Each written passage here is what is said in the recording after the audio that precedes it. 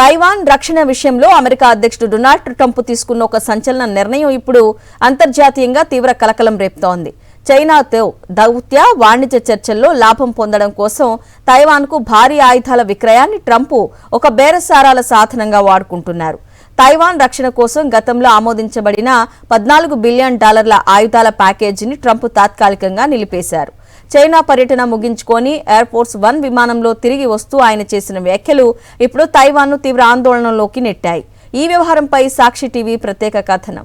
America విదేశాంగ విధానంలో ఒక భారీ మార్పు చోటు చేసుకుంటుందా? తైవాన్కు అమెరికా ఇస్తున్న రక్షణ భరోసా ఇప్పుడు ప్రశ్నార్థకంగా మారిందా అంటే అవుననే అంటున్నాయి తాజా పరిణామాలు. బీజింగ్లో చైనా అధ్యక్షుడు షీ జిన్పింగ్ తో జరిగిన 2 గంటల సుదీర్ఘ సమావేశం తర్వాత అమెరికా అధ్యక్షుడు డొనాల్డ్ ట్రంప్ తైవాన్ రక్షణ ఒప్పందాలపై వివాదాస్పద వ్యాఖ్యలు చేశారు. తైవాన్కు అమ్మాల్సిన భారీ ఆయుధాల ప్యాకేజీని తాను ప్రస్తుతానికి హోల్డ్లో పెట్టానని, అంతా చైనా ప్రవర్తనపైనే ఆధారపడి ఉంటుందని ట్రంప్ స్పష్టం చేశారు.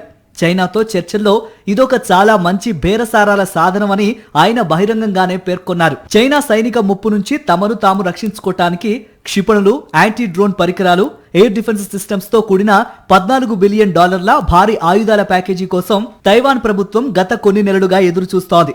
గతంలో తైవాన్ తన రక్షణ కోసం మరింత సొమ్ము ఖర్చు చేయాలని స్వయంగా ట్రంప్ ఒత్తిడి తెచ్చారు. కానీ తీరా ఇప్పుడు చైనాతో బేరసారాల కోసం అదే ఆయుధాల విక్రయాన్ని ట్రంప్ ఆపడంపై రక్షణ నిపుణులు ముక్కున వేలేసుకుంటున్నారు.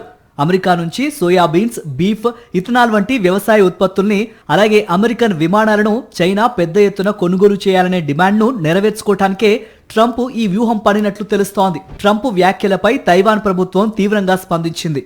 అమెరికా ఆయుధాల విక్రయం అనేది ఈ ప్రాంతంలో శాంతి భద్రతలకు మూలస్తంభమని తైవాన్ డిప్యూటీ విదేశాంగ మంత్రి చెన్ మింగ్ చి వ్యాఖ్యానించారు. తాము స్వతంత్ర దేశమని, తమ రక్షణ సామర్థ్యాలను పెంచుకోవటానికి తాము సిద్ధంగా ఉన్నామని తైవాన్ స్పష్టం చేసింది. అయితే చైనా ఒత్తిడికి తలొగ్గి అమెరికా తమను ఒంటరిని చేస్తుందేమోనన్న ఆందోళన తైవాన్ పౌరుల్లో వ్యక్తమవుతోంది. దశాబ్దాలుగా నడుస్తున్న అమెరికా విదేశాంగ నీతి ప్రకారం తైవాన్కు ఆయుధాలు అమ్మే విషయంలో చైనాతో ఎలాంటి సంప్రదింపులు జరపకూడదనేది నిబంధన. కానీ ట్రంప్ నేరుగా షీ జిన్పింగ్ తో ఈ ఆయుధాల ప్యాకేజీ గురించి చర్చించడం ద్వారా అమెరికా పాత హామీలకు తిలోదకాలు ఇచ్చారనే విమర్శలు వ్యక్తమవుతున్నాయి.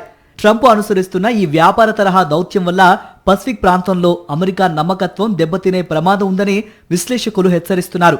చైనాతో వాణిజ్య ప్రయోజనాల కోసం తైవాన్ వంటి ప్రజాస్వామ్య మిత్ర దేశాన్ని ట్రంప్ పణంగా పెడుతున్నారా అనే అనుమానాలు ఇప్పుడు బలపడుతున్నాయి.